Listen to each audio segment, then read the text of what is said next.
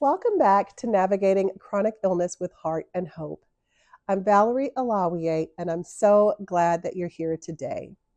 I want to use this episode to pause and honor something really important: the grief that comes with career change or loss due to chronic illness. This is not just about missing work or income. It's about missing the version of yourself who could do more and who once believed that they could. It's grieving the role you loved, a title you earned, or a path that you were proud of. It's also about missing that daily rhythm of contributing, the identity of being the go-to person, or even the social connection that came with being part of a team. Maybe there are mornings you wake up and wonder, what happened to the person I used to be? Maybe you're still showing up for work, but it costs you more than anyone realizes. Or maybe you had to step away entirely, and now you're left wondering where you fit in to a world that used to feel so certain, but now feels unfamiliar or out of reach. This grief that comes from career change or loss due to chronic illness is valid, and it deserves compassion. You may not have had the space to mourn this loss. Often the world moves on so quickly, but inside you may still be carrying the ache, the longing for the career you imagined, or the stability you once had. That ache, that grief, is a reflection of everything you've poured into your work, your time, your energy, your dreams. It's not something to be pushed aside or minimized. If this is where you find yourself right now, grieving that version of your career or your life that illness has changed, please realize this: you are not being dramatic. You are not overreacting. You are experiencing a real and deeply personal loss, and it is okay to feel it. So if today you need to cry or be quiet or name what you've lost, please allow yourself to do so. You do not have to rush to reframe it or appear like everything is okay or that you have it all figured out. And here is something tender but true. You are allowed to miss what was, even as you imagine what could be. Grief and hope are not opposites. They can sit side by side. And here is something I also want you to hear. Grief is not proof of weakness. It is proof that what you had and what you want still matters deeply to you. It is part of the process of making room for a new version of success that may be slower or a different rhythm, but one that is no less meaningful. You can carry grief and still grow. You can feel loss and still hold on to your worth.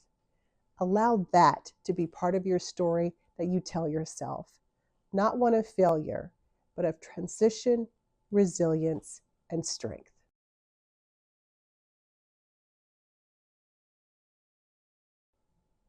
Living with chronic illness often reshapes how we show up in our work, our creativity, and even our sense of purpose. If chronic illness has disrupted a career we loved or a path we've worked hard to build, it doesn't always mean that our careers are over, but the impact is real. You might feel you're no longer qualified, like you've lost your edge, or you're constantly trying to prove you still have value. The pace you used to keep may not be possible anymore. The roles you held might look different now, and with those shifts can come an unwelcome companion: imposter syndrome.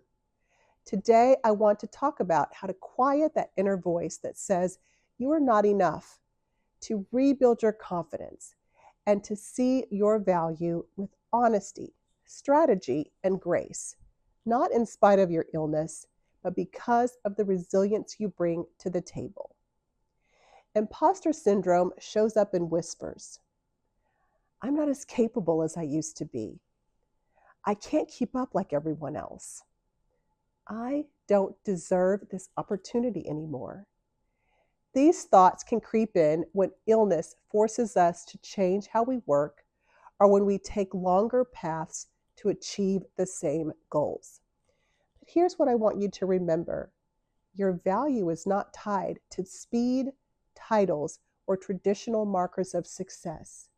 Your lived experiences, your adaptability, and your problem solving, these are strengths that many people struggle to or may never develop, but are qualities and characteristics you have earned and gained by navigating life with chronic illness.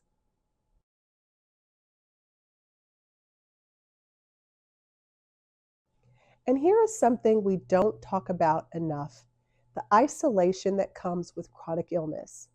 Not just the physical limitations, but the emotional and relational fallout. When you're living with daily fatigue or persistent pain, sometimes just getting through the day can feel like a full-time job. You may cancel plans, not because you don't care, but because your body won't cooperate. Over time, friendships can fade, relationships may become strained, and sometimes people you thought would understand don't. Coworkers may misinterpret your absences or accommodations as special treatment. Family members may question why you seem fine one day but not the next. And because many symptoms are invisible, others assume that you're exaggerating, avoiding, or not trying hard enough. These misunderstandings can be devastating. You may start to feel like you no longer belong, not in social circles, not in professional spaces, not even in conversations about success or ambition. You may find yourself left out of meetings, skipped over for projects, or uninvited from social gatherings because others assume you can't keep up. On top of everything else, there is the judgment, the stigma, the subtle but painful suggestion that you're not pulling your weight, that you are difficult, that you are no longer a good fit. These messages, spoken or unspoken, can echo loudly in the quiet of isolation, and they can feed the voice of the imposter syndrome, making you question whether you still belong at the table. But I want to say this clearly. Your value is not determined by your visibility. Your worth is not diminished because others don't understand what you're carrying. You are navigating real challenges with courage, wisdom, and strength. And even if your circle has grown smaller or your voice feels harder to raise, you still have something meaningful and valuable to offer.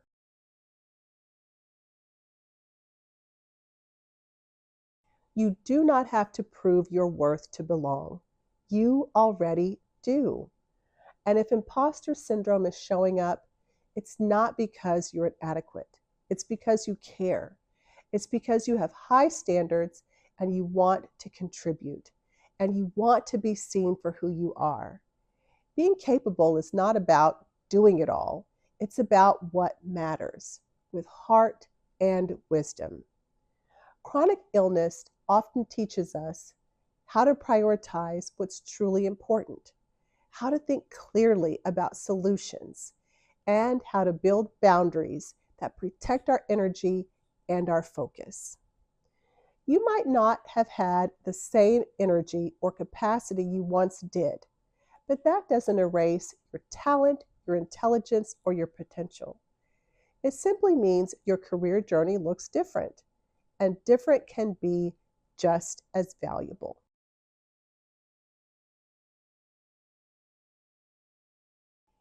So how do you start to quiet imposter syndrome and rebuild your confidence when you feel disconnected from who you used to be?